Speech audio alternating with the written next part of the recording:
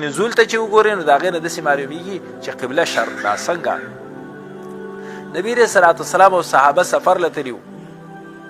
په سفر کې په یو ځای کې په دوی باندې شپه راغله او د شپې دوی د قبله په دوی باندې ګډه وډه شوه.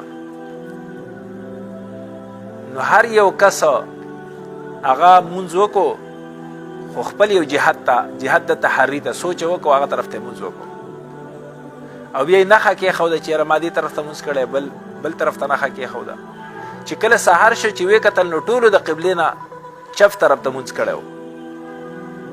نبي علیه صلات وسلام ته عرض وکړو چې یا رسول الله مونږ داسې کار کړی. نو د آیت نازل شو چې ولله المشرق والمغرب فاینما تولوا فثم وجه الله.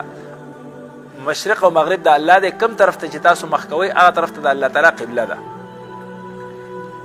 نو د دې شان نزول نه داسې معلومیږي چې قبله ضروري ده. خو که یو انسان داسې وي چې هغه قبله پې مجهوله شي دته قبله معلومه نه نو د ده چې کم جهت د تحري دی د سوچ جهت دی کم طرف ته چې د غالب ګمان راغی هغه قبله شوه. نو که دی خطاب شي نو د خو مونځ د الله دپاره کړی دی هغه طرف ته قبله صحیح ده.